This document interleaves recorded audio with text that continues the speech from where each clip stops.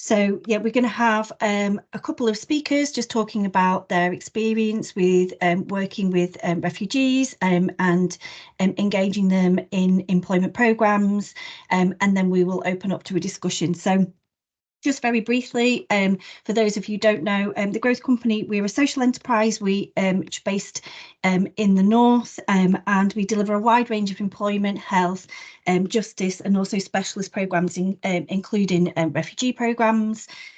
We had a history of working with refugee cohorts on kind of mainstream programmes, including National Career Service, working with Afghan migrants.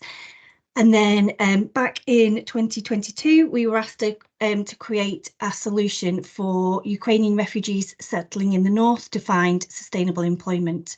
So to date on the United for Ukraine project, we've worked with over 5,000 Ukrainians in the north, but also further afield as well. We then launched the Refugee Employment Employability Programme in Yorkshire and Humber in September 2023, and also have a small programme working with Hong Kongers in the Northwest as well.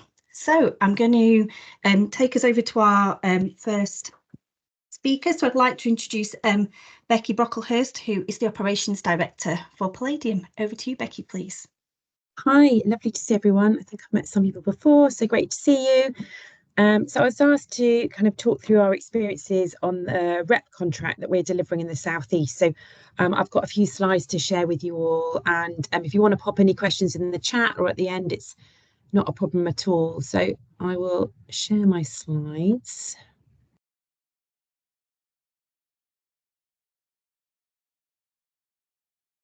Here we go. So hopefully you can see those, and I'll get them to the start.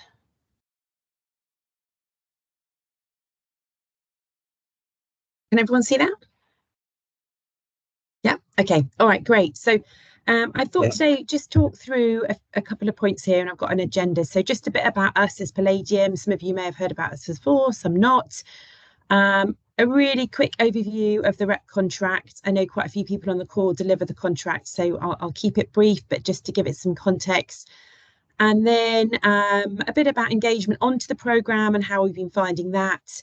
A little bit about engagement whilst on the programme, and then I'm not going to talk too much about engagement into employment, but that may well be a theme for another day, but just got some interesting articles that I thought people on the call might be interested to read if they haven't already, and just to give a bit of context to that really as a concept as well. So in terms of Palladium, Palladium is a global impact firm, so it's actually a really big organisation, predominantly within the humanitarian space. So we've been delivering contracts on a global basis for many years. We deliver a lot of FCDO contracts for the government. So if you're looking at kind of humanitarian response to things like Gaza or Ukraine, that will be us on the ground delivering those contracts for the British government. So really interesting work across the globe.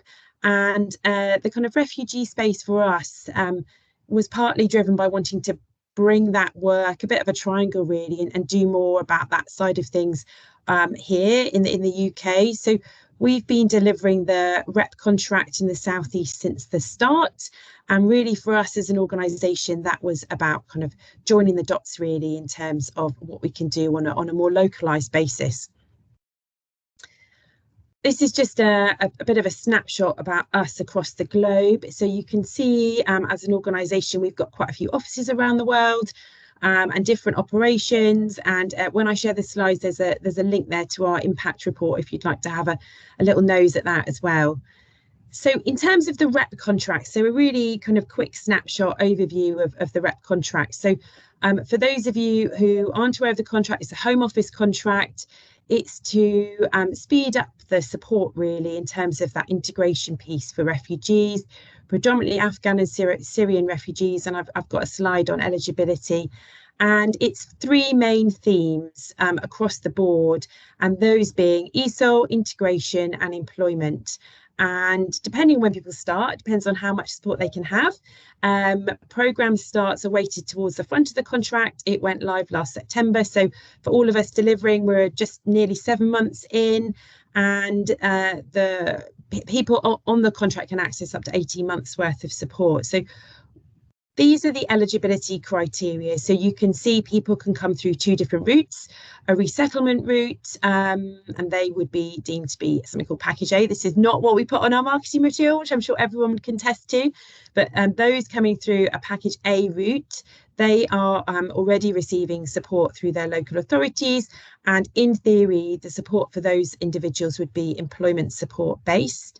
And those coming through an asylum route would be support around employment, English language and integration, albeit, and I'm sure this is the same for a lot of us on the call delivering rep, we wouldn't necessarily split that out. So for us, our case managers have a mixed caseload, and they, whatever the support that individual needs, irrelevant of which stream they may have come through.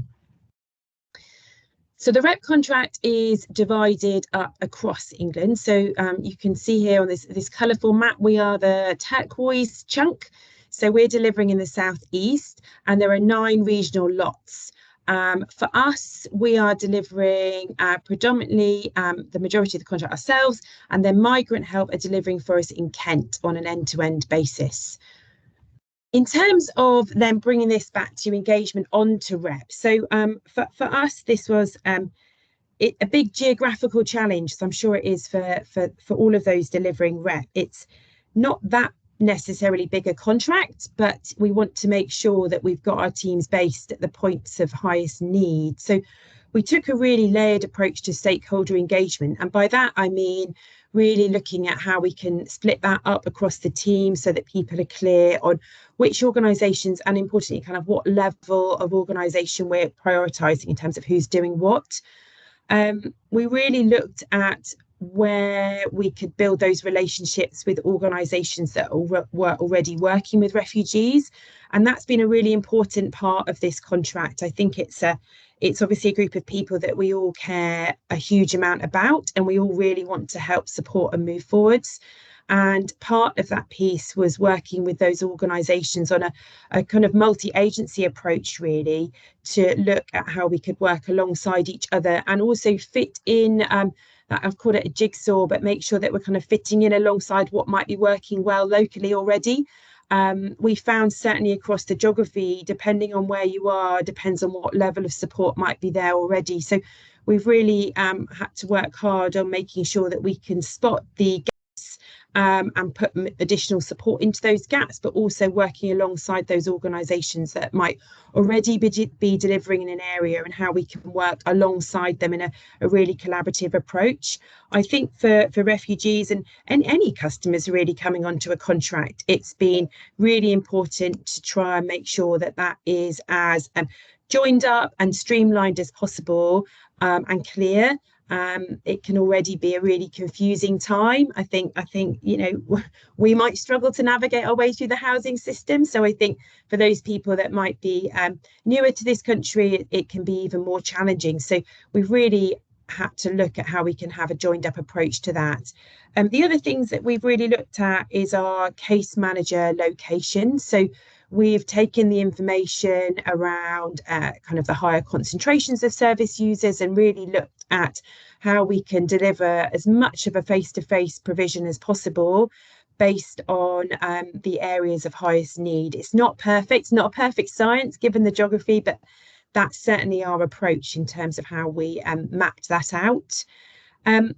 And then in terms of the referral process, we wanted to make that as easy as possible, and as flexible as possible as well. So a lot of our referrals have come from the work that our case managers have done in their locations. And then we've also got, mentioning there about that layered approach to stakeholder engagement in terms of where those additional referrals have been coming as well. So the delivering on promises piece, for all of us working in this area, we all know the importance of that, and just making sure that if we say we're going to be somewhere, that we are.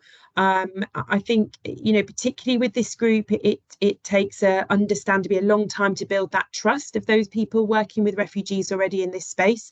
So it's making sure that we deliver on those promises in terms of managing those expectations around that. I've also put managing expectations there for service users. I think a real challenge we've had on this contract as I'm sure all of those delivering rep will contest to, is housing.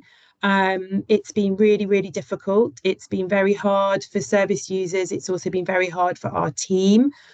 Very emotive, very difficult seeing people going through that crisis.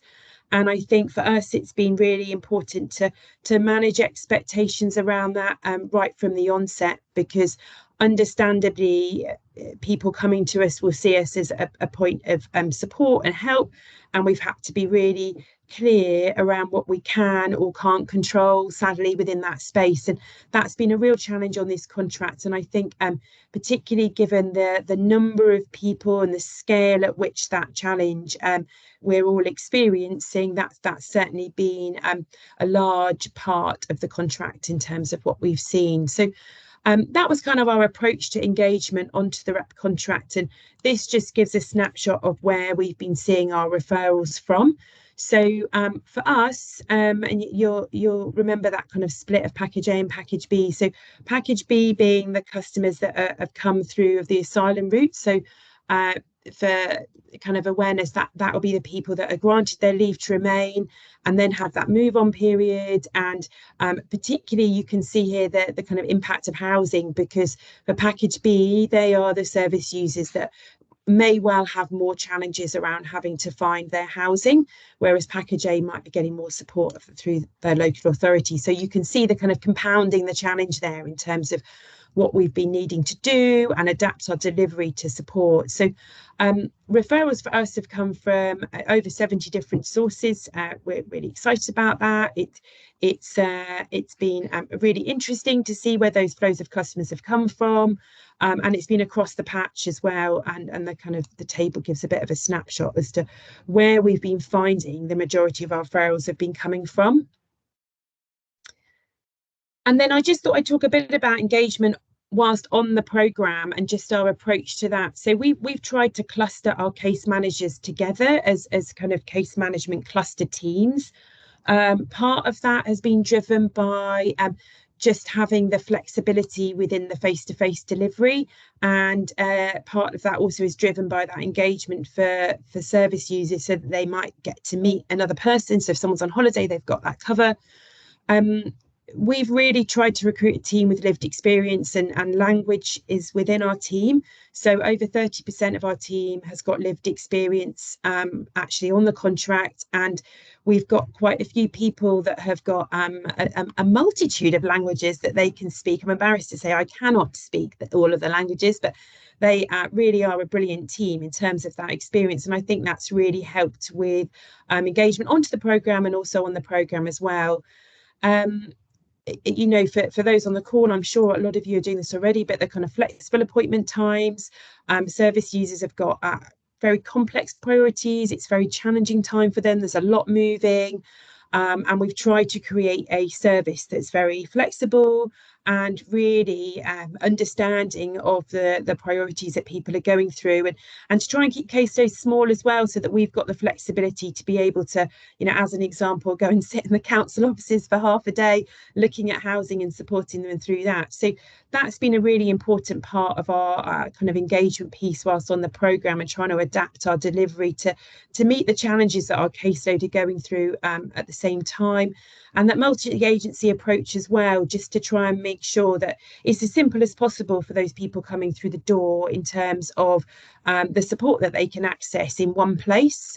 And then the other thing I've just put on there is around staff training and managing wellbeing. I think when we went into this contract, we obviously knew that would be a priority and knew that would be a part of the delivery. But I think particularly the crisis we're seeing around housing is really channeled our kind of energy, if you like, into making sure that both that we're managing those expectations and support for our service users, but also from a staff perspective, what else we can do to support them in managing their wellbeing.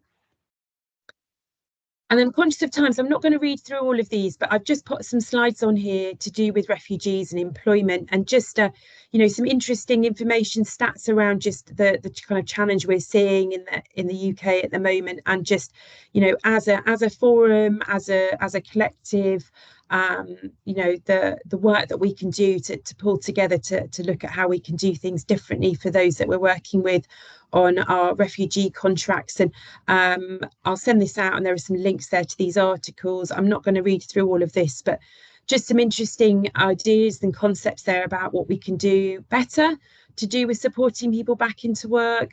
And then also I thought this was a really interesting example that's been done in Sweden, actually, about a different approach to working with employers to kind of fast track those that we're working with into different employers or places where we're seeing gaps within those that have kind of got the skills shortage in terms of different employers, which I thought was quite interesting, and I'll share that with you as well. So yeah, that was it from me. I think I was given about 10 minutes, so hopefully I kind of stuck-ish to time. Has anyone got any questions about any of that? Or yeah, thank you, Becky. So Jason's got one in the chat, which I'll read out. So is there a support for people who are asylum seekers with ERSA card who are eligible to work on the shortened occupancy list to obtain DBS? Jason has someone who he's supporting but cannot obtain all the documentation as they're living in a hotel, so no utility bill, etc. Yeah, so I think, Naomi, that will refer to someone who hasn't yet been granted asylum yet. So unfortunately, the rep contract is only for those that have been granted leave to remain. So we're not able to support people with the pre that point. Always happy to chat, of course, and look at solutions. But yeah, I think the contract, given the number of people that are at the stage where they've been granted leave to remain, the focus is on those. And it doesn't include Ukrainian refugees either, unfortunately, just because of the kind of allowances around that permit. So sorry, Jason, might not be the answer you're looking for.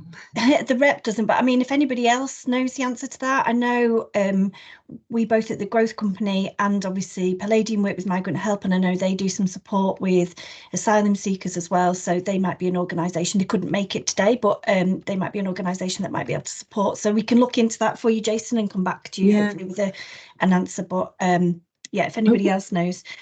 I would say, Jason, sorry, that often there are organisations that do work in the hotels as well. So I know of a couple. So I don't know, that might be yourself, but then there could well be an organisation already working in the hotel to support people pre-asylum, or pre that leave to remain. Great.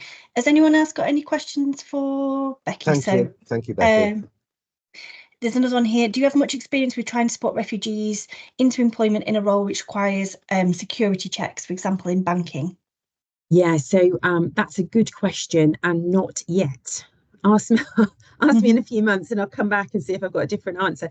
What I would say though is I'm sure a lot of you have heard, and kind of we're working with or kind of gaining experience through an organisation called Tent as well, which a lot of you I'm sure have heard of. So there are charities, organisations out there who are trying to do more around awareness for employers and in that space. So yeah, I think as a collective, there's a real opportunity for us to work alongside of employers to help open the door for refugees that might not have all of those background checks. So I think it's a good place to be in terms of what we can do together to look at that.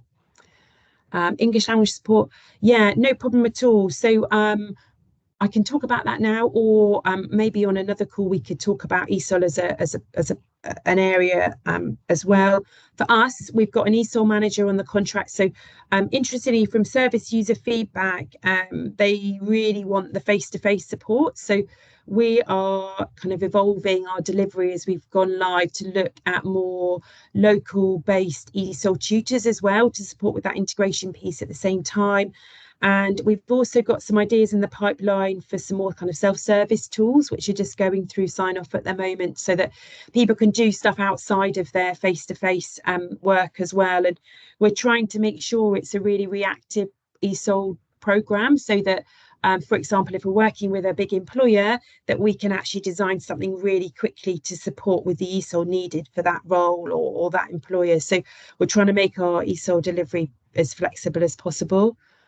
Oh yeah, I'm sorry, and there's a comment there about St Augustine's in Halifax. if that's where you are, Jason.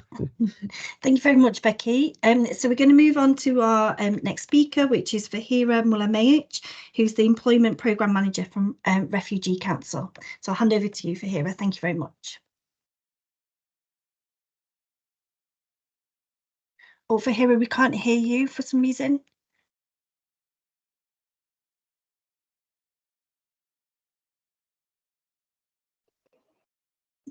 Just speak again. I just couldn't, it wasn't. Oh, I think it's connected now. Just try. I'm sorry, Yeah, it's working. It's working. I can hear you. Okay, thank you very much. Henry, would you be able to manage the slides that I've sent to you? Yeah, of course. Okay, brilliant. Hopefully people can see that now. Thank you very much. My name is Fahira Mulameyich. I'm the Employment Programs Manager working at Refugee Council, leading a team of 8. Our team is called Refugees into Jobs, which very much explains what we do.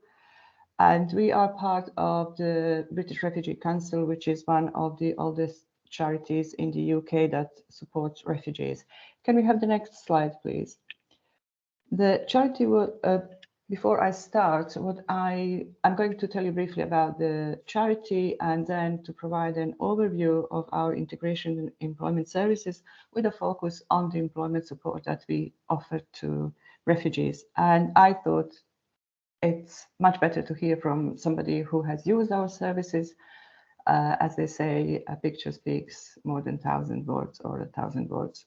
So back to the charity, it was founded in 1951 in response to the UN Convention for Refugees in the aftermath of the Second World War with a huge number of displaced people in Europe and across the world.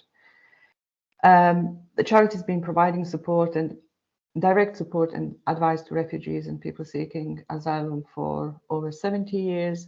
In addition to our direct work with refugees, we also have a policy and campaigning department which focuses on influencing decision makers based on the facts that come from our services. Our vision, a society of refugees are welcome to live safe and fulfilling lives, contributing to the UK. Can we have the next slide, please? So with each of these presentations, we start with the definition of who refugee is. I'm not going to read it. Basically, a person owing to a fear of being persecuted, not being able to return to the country of origin and the place of habitual residence. So globally, there are over 100 million displaced people at the moment. And if we focus on the UK, there are over 230,000 refugees and 128,000 of those asylum seekers stuck in the system waiting for the decision to be made. I'm sure you have all heard about the huge backlog and the speed of the processing the backlog, the Illegal Immigration Act and all the discussions. So probably one of the most toxic periods for those seeking asylum in the UK. Could we move to the next slide, please? Okay, so the Refugee Council provides direct support to assist refugees with integration, and it's holistic assistance that is aimed to support people to rebuild their lives in safety. We focus on the key areas of an individual's life that would include assistance with housing, health, well-being, income, social connections, professional connections, language, education, and training. In this presentation, I'm going to focus on employment and just go over the support that we offer. Can we have the next slide, please? In order to provide support, the right support, we need to know what the needs are. As we've heard in the in the first presentation that the unemployment rate for refugees is 4 times the national average.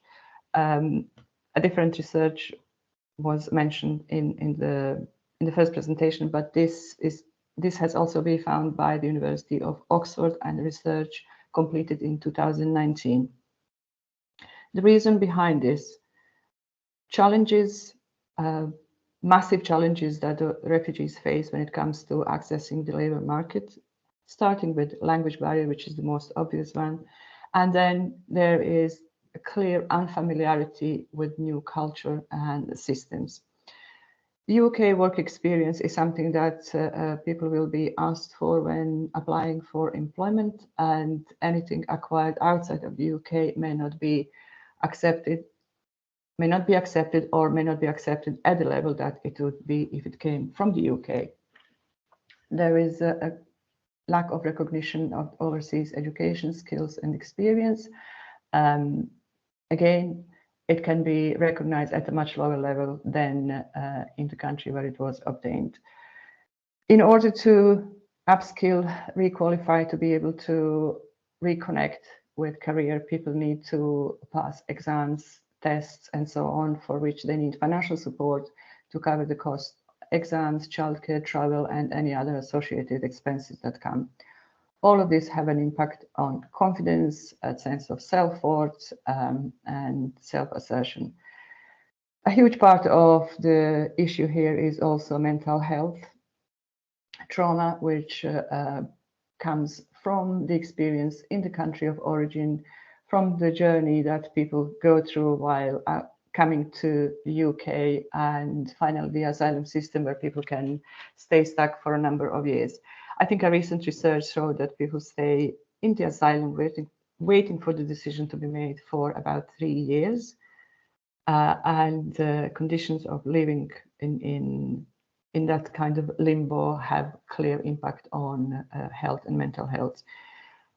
We've heard about lack of support networks. These are social networks, professional networks, and so on. And finally, speaking about employers, there's a clear lack of understanding what refugees are entitled to, rights to work.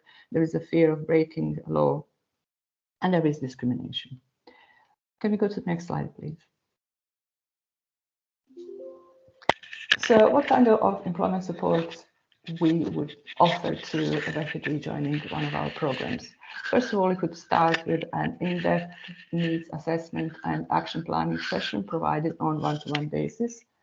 That would be followed with employability advice and practical support throughout the engagement, including different types of training. We have 2 streams where we support people either into entry-level jobs or provide specialist advice to support people with professional background. So support to access entry-level jobs. As example, we have our work with Starbucks and IKEA, and we'll see more details about this later. And then the specialist support, our specialist support to clients. I can mention the Building Bridges program, which is about supporting those with medical qualifications, overseas gained medical qualifications, to retrain, requalify to UK standards to be able to work in the NHS. Can you go to the next slide, please? When speaking about refugee employment, it's not just about supporting, it's not just the benefits that refugees are gaining by being supported into work. Employers, by tapping into pool of talent, employers have access to skilled and qualified candidates. Their roles can be filled by ideal candidates for the positions advertised, and there is a lower staff turnover. Refugees are allowed to work, refugees want to work, and refugees stay in the country. So a more loyal workforce is being created. From the CSR perspective, it means more diverse workforce and direct benefit to employers from ethnic and cultural diversity. it can help to decrease unconscious employee bias, and it does increase employee communication and empathy. Can we go to the next slide, please? So we have developed a good collaboration with a number of employers. It is reflected in our work, pre-employment work and post-employment work while supporting a refugee. The work is around co-designing and co-delivering pre-employment training to make sure that employers are getting people with expected understanding, knowledge, and skills for the positions advertised. So for the entry-level jobs, we have a short customer service training to support people to acquire the necessary job skills to be interviewed for the positions and to understand the employer, to understand the requirements of the jobs advertised. We provide additional support, in-work support, jointly with the employers engaged in these partnerships. We also offer advanced employability training for those with professional background, and here we have a great support from PwC, with staff acting as volunteers and kind of informal mentors to support those with professional background preparing to progress into professional work.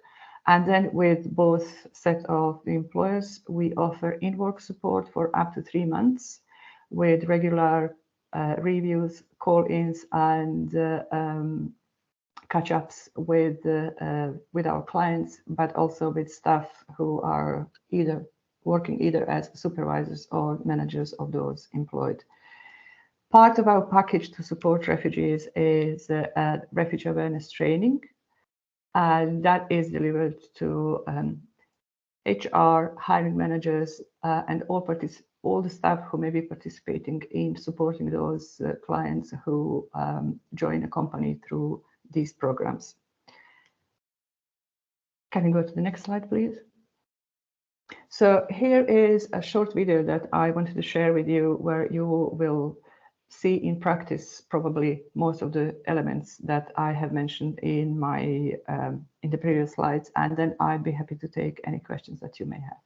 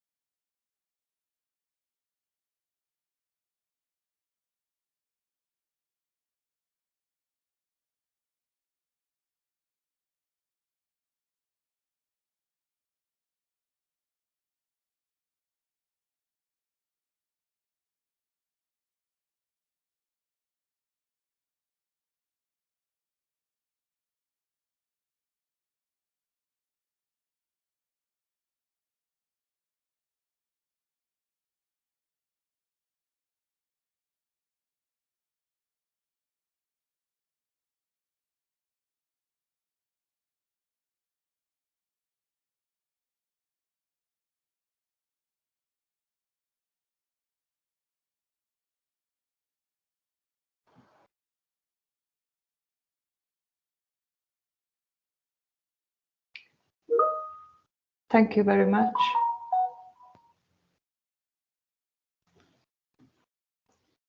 Thank you very much. You have my contact details here, and I hope you enjoy this little film. I think I can watch it again and again. I never get tired.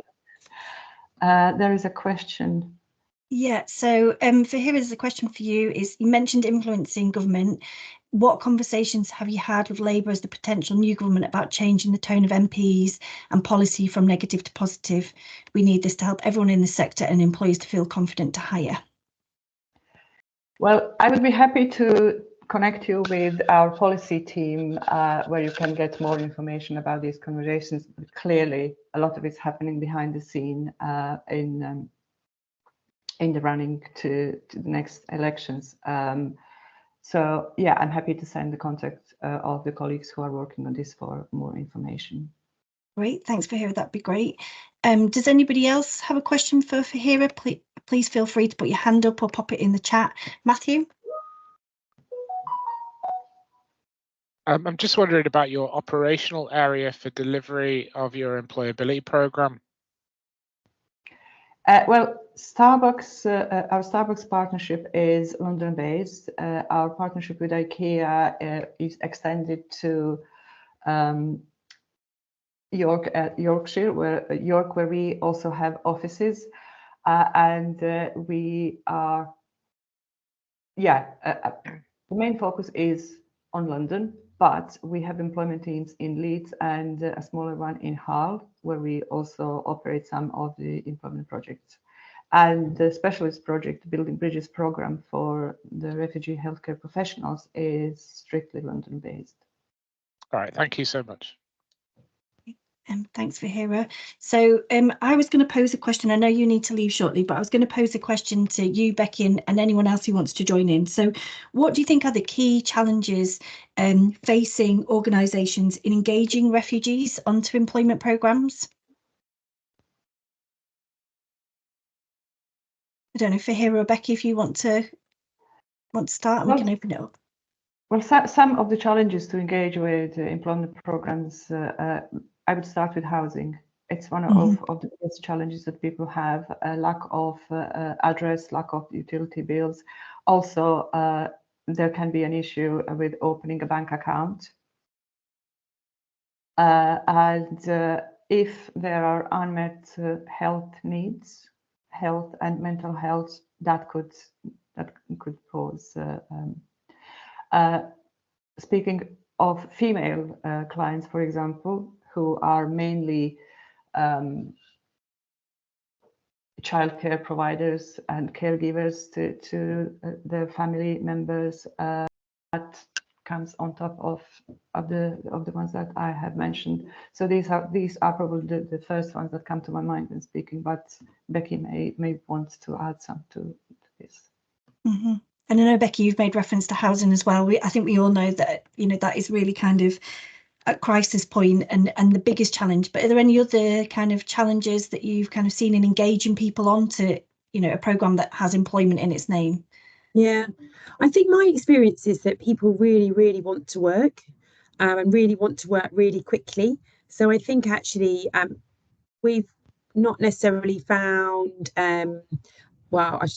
engaging with different stakeholders or organisations that are working with refugees has been really important, I think, to have that joined up approach so that we're making it as streamlined as possible for those people that are accessing support. I think that's been really important. But I think for the people that I've met, it's how quickly people want to work. And I think then for us, it's the challenges around supporting them into that transition from a job might be for now into actually the kind of longer term, let's call it a quality role.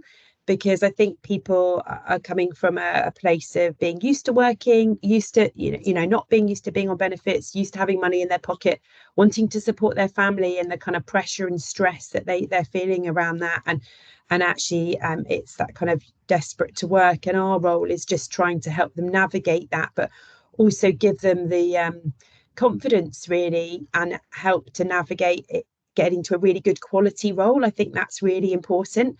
And I think one of those things that I had on my slides was just around the progression in work as well. And I think that it's how we can support people from the job that might be the right now into the progression, so that actually we're not just seeing people go into those kind of lower quality, lower income roles that we know people are so capable of doing so much more. So yeah, I think that would be the kind of reflection for me, and the urgency in which people want to work, and for us as providers to help people navigate and support people into the really good quality roles, and that kind of stepping stones associated with that. Okay, great, thanks. If I may just add here what Becky said, for many of our clients, it would be their first ever job interview that they had, first ever job that they had. And we work on the premise that we would support people into a job, and then B, as a next step, a better job, and C, connection with their career or progression to a job that they may aspire to. Managing the expectations can be a really tricky one, especially with those with people with professional background, expecting to access employment at the same level as they had before, instead of building it up. But above all, I would say it's the language, because the English language provision is very low. And it's kind of a paradox, because we know that the language is a foundation, but any of the programs that I have seen and that there are around, there is very little funding that is dedicated to support people with the English language. And the provision is really scarce, patchy. It's difficult to signpost. It's difficult to find the right place. And I just can't stand hearing anymore people can do a cleaning job even if they don't speak good level of English. It's very patronizing, and it's not true. People need to be confident with their language skills to be able to start a job. Thank you. And does anyone else on the call, is there any other kind of challenges that you've found in engaging people onto your provision or programs? Feel free to jump in. Does anybody want to say anything? Matthew? One of the things that I consistently see with about 10% of the group that we engage with is, whilst some of them want work very quickly, it seems that they want to work and get work that essentially pays under the table, not contributing effectively to the society and still trying to claim benefits, which we've had to basically point out is illegal. I'm not sure if this is a thing that comes across with quite a lot of people. I think it's possibly the transition between being a asylum seeker where you couldn't work and people were working illegally, understandably, to survive, because the level of income for asylum seekers basically doesn't allow you to actually survive, or if it's something that and how are you challenging it? How are you challenge it so they feel like they are still gaining and benefiting from the. I had one guy sitting in front of me last week. He said, the only way you can work in the UK is working illegally. And I said, well, that's very not true. But I'm seeing it with about 10%. And I'd just like to know how other people are dealing with that effectively. Fahira, did you want to come in? I would say pointing out all the shortfalls and the danger of working in the grey economy is something that I would suggest. We know that vulnerable people can be exploited, and that there are companies, there are small private companies. Sometimes it happens within the communities. You have restaurants where people would work all sorts of hours. So pointing out the danger of working in case of an injury, first of all, the breaking the law, and then any kind of injury, no insurance, no coverage. on the other hand, the benefits of engaging in properly paid, structured employment with a contract where people have their rights and responsibilities outlined. Yeah, just educating and raising awareness. I know the reality is harsh, but having this understood would make some difference. Great, thanks. Pamela? Hi, good morning. So yeah, I'm Pamela, and we deliver the REP program. So from Shaw Trust, deliver the REP program in the west of London, as subcontractor of Reading Partnership that I hear as well.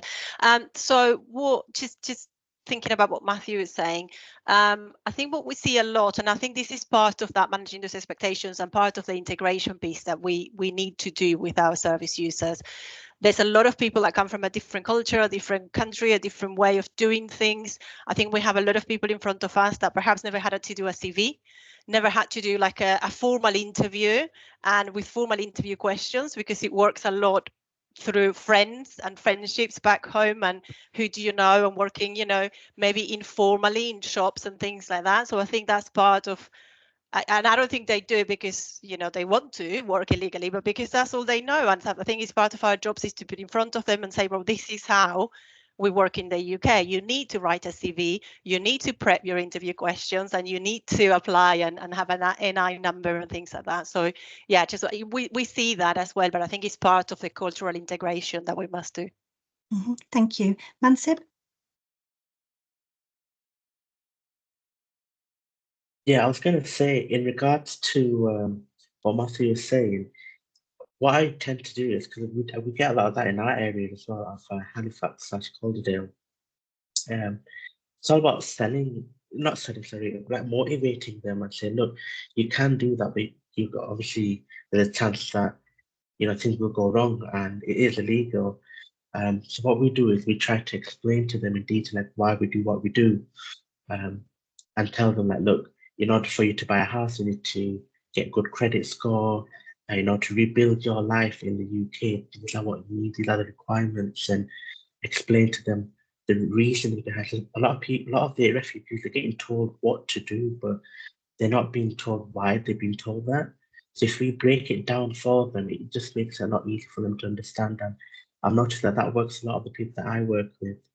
I don't know if anyone else has a similar experience to myself.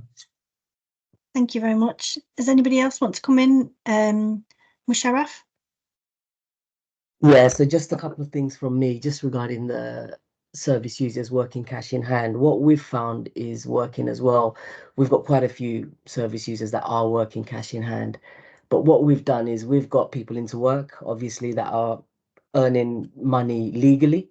We've got them in to deliver workshops to our service users to sort of show them the benefits of actually working legally. You know, you get your sick pay, you get your paid holiday, the friendships that you can build, understanding different cultures, because sometimes our service users are getting into cash in hand roles where it's within that community, if that makes sense. And we want them to sort of be able to integrate with different cultures, different people, and all about them being more self-sufficient and making a contribution as well. So we've got service users that have got into paid employment, delivering workshops in our offices in and around our locations.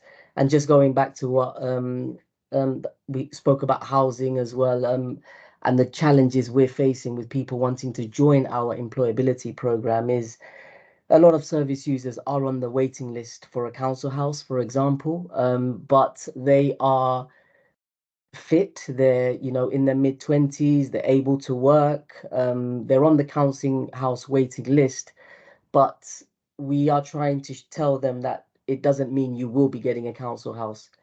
Just because you are on the list doesn't mean that you're guaranteed to get one. We're working with local authorities now and their housing departments to bring them into our offices, again, to deliver workshops to sort of, for lack of a better word, educate our service users that yes, you're on the waiting list, but doesn't mean you're going to get a housing. You know, there was an example where there's 14,000 people in one of the areas that I deliver the REP program, but there was only 4 houses on the day that the bidding went out, you know, so, you know, you're not going to be priority if you're a young, fit female, male, whatever it is that is able to work, you're not going to be getting it. So having the local authority come in and deliver the workshop, it lands more than maybe myself or my case managers telling them that. Great, thank you. And outside of what we've discussed already, is there any other challenges people are facing, whether it's kind of finding people who are eligible for your various programs, engaging with community partners who may be kind of unsure of, you know, if you're new to the area, any other challenges? Vanya. Hi, yeah, I'm Vanya from Reading Partnership, and we deliver the rep within London. But I just want to point out, I think some of the issues we're having is around documentation, which I'm sure everyone is having. BRP cards not being, you know, on time to service users. Decision letters have not arrived on time to service users. But you know, we are still, if we identify service users that could at some point become eligible, you know, we will still kind of have them on our system and, you know, do regular checks with them until their documents come in. That's a really big challenge. And then also trying to chase that up with the Home Office about these documents that we know that they should have, or should have already received. You know, it is quite a bit of a challenge with the documents. But those that we identify, we still put them onto program, but not to start. It would just be as an identifier, and then we would check in with them monthly just to see whether the documents have come in before we actually physically start them on the contract. But I think a lot of the other challenges is exactly what everyone else is talking. As we already said, I don't want to go on it again. Housing, it's massive, it's a challenge, you know. Yeah. But a lot of the work some of the work that we're doing is trying to engage with even estate agents and house providers to try and get even some access to some properties.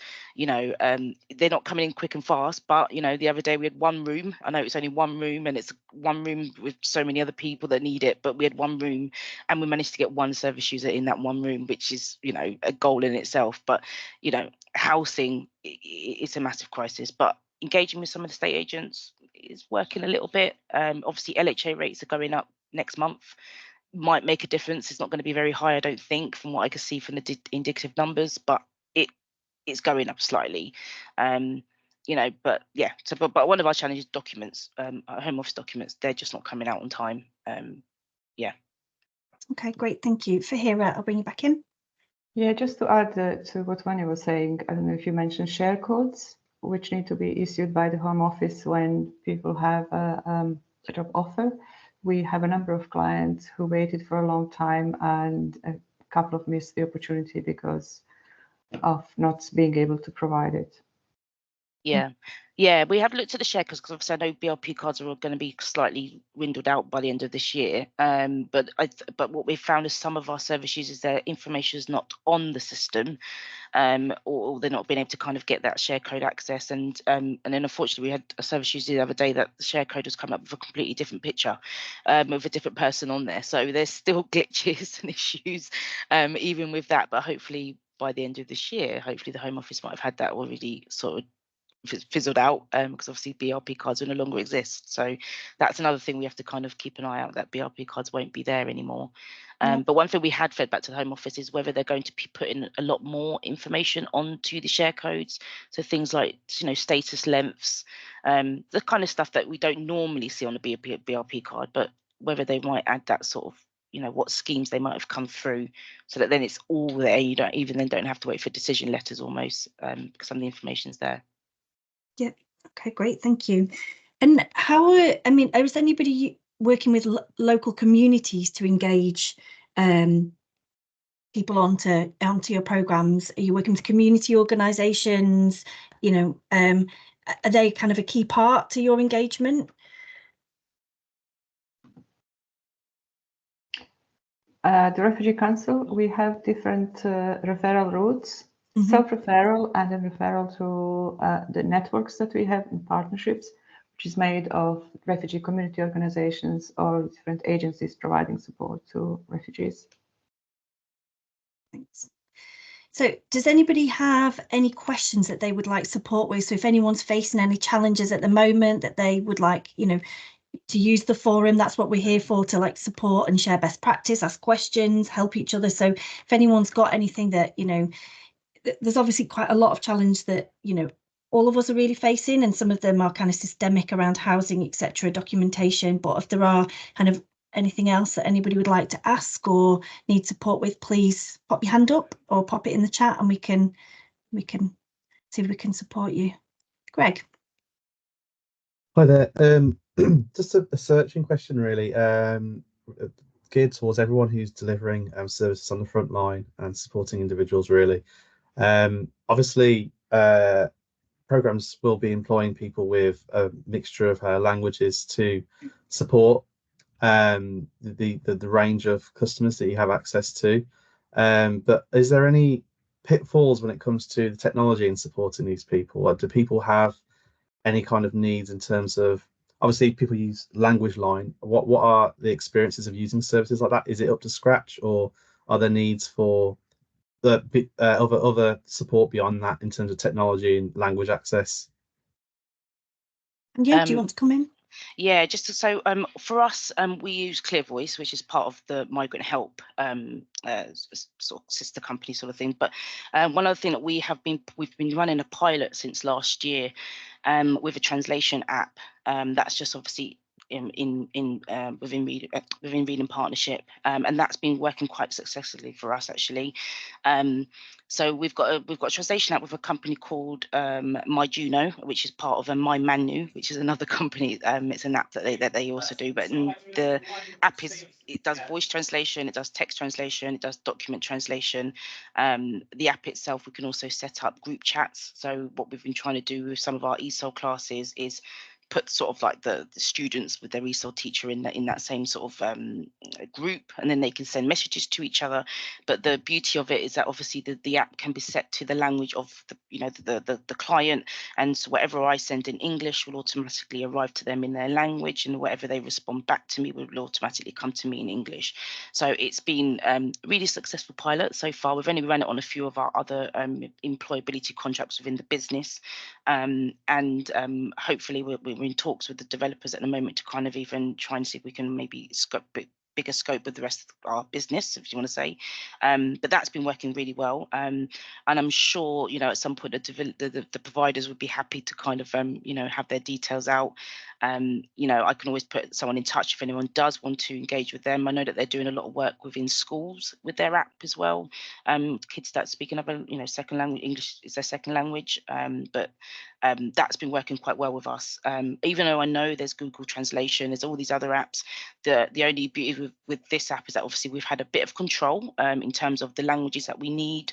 So that they're happy to add any other extra languages that we want, even with the features that we want it to do, and it's been working pretty well with us so far. So anyone that comes into our program within Reading Partnership, we get them to sign up onto the app, and obviously just ask them to use it, and it's free. Every single feature on there is free for the time of the pilot, and we're just now in discussions of how we kind of continue that, and also to continue to have it free for anyone that comes onto program. So that's one thing that we're using. Great, Brilliant. thank you, Vanya. Becky? That sounds really interesting, Vanya. Really interesting. I think for us, just to say a bit more, we haven't launched it yet, but we're just going through the kind of process of launching an app to go alongside our ESOL delivery as well. So, and that one, the kind of good things about that is, again, that can be in different languages, but also it's got voice recognition in it as well, and you can practice your handwriting. So I think there are quite a few great tools out there, actually, like self-service type tools that people can use outside of appointments. So yeah, happy to talk about how that's going next time we come together. But yeah, we're looking to what else we can complement our delivery with, and we use Clear Voice as well, actually. I think Clear Voice have got a lot of people going on the record chat, evidently, but yeah, we use Clear Voice as well, which has been really our experience of that has been really quick, and that really helps. So if you're in an appointment or you're on the phone and you need a translator, you can get access that really fast. So that's worked really well, and I think the speed is really important. So yeah, that's just from where we're at. Thank you. Fahira? Thank you. We don't provide ESOL support, and those furthest from the labour market would receive assistance with interpreters and translators in the regions where we are present. In London, our criteria would state that we would accept only those who are at entry level to higher and entry level 3+ to engage with our employment programs. We just want people to feel confident and comfortable when attending the programs, great to hear about these examples of support, and I would be happy to catch up with people later on to see where we can maybe join it. Yep, great. Greg, at the Growth Company, we also use Clear Voice. We did used to use Language Align, but we've moved to Clear Voice probably about a year ago now. And we also have some devices called Pocket Talk, which are like physical devices that are about the size of a mobile phone. And they're great because what we find with some of our participants is they don't want to have a kind of interpreter kind of in the conversation if they want to share kind of private details. So Pocket Talk, you basically put it in front of you, you speak in English and it speaks the language that you want, and vice versa. So we did a pilot with that on REP, and we have rolled it out to some of our other employability programs as well. So we found those really useful technology, but I think there are lots of other solutions that we're kind of looking at as well. So it might be worth maybe one of these forums we actually look at some of the different solutions, and we can talk in more detail about those, and we can also, you know, bring people in who want to talk about what they can offer if that's useful for people as well. Someone's popped a question in the chat about any English resources or apps you'd recommend that clients can use to keep practicing English outside of classes. I don't know if anybody wants to take that.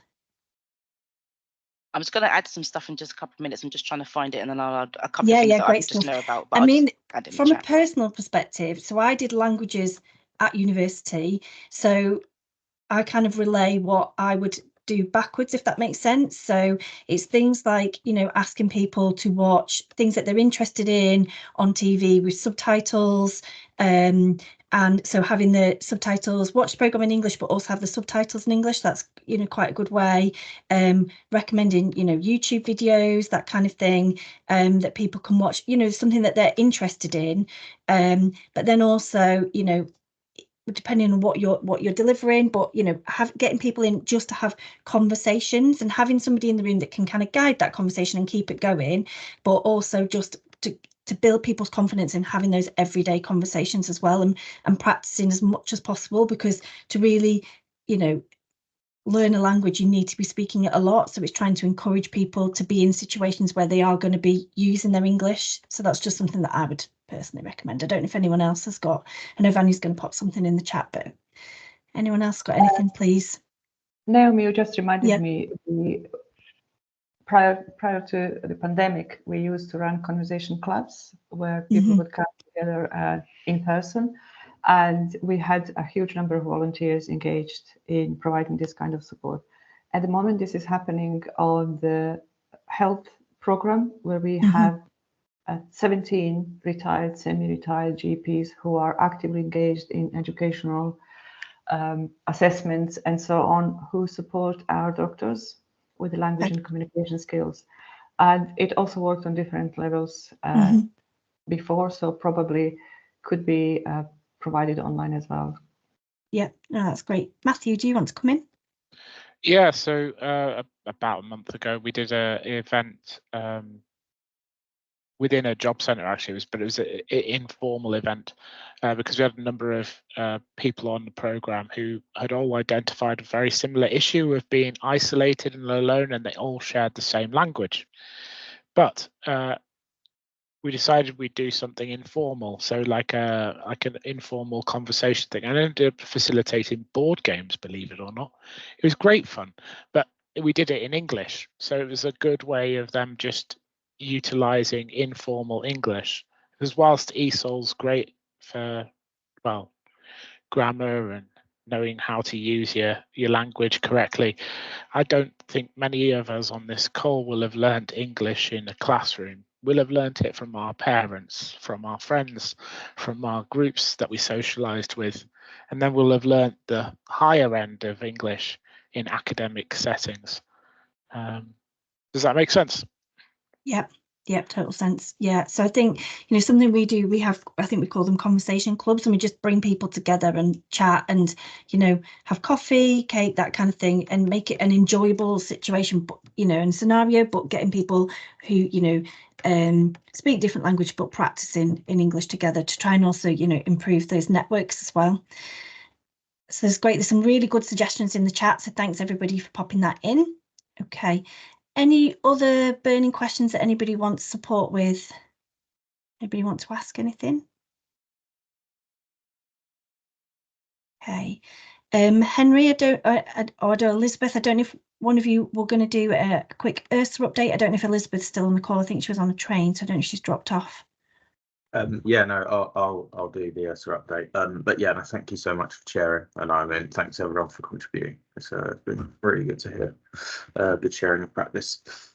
So yeah, I'll be really quick, and then I'll give you some time back of your day.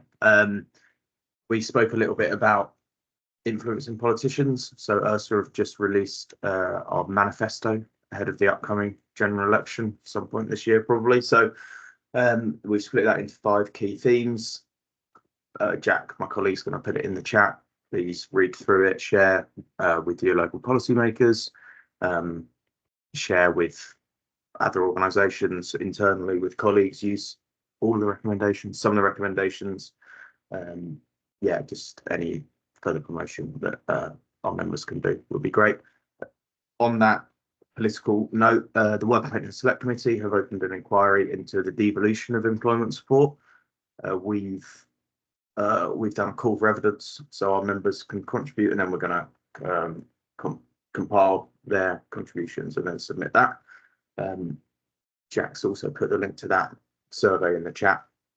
We've got a brand new membership brochure, so if you're already an ERSA member and want to show other organisations that you're working with about the work that ERSA do and who we are, or if you're not an ERSA member and want to continue attending fantastic events like this, then have a look through the brochure, and if you're interested in joining membership, please email events@ersa.org.uk.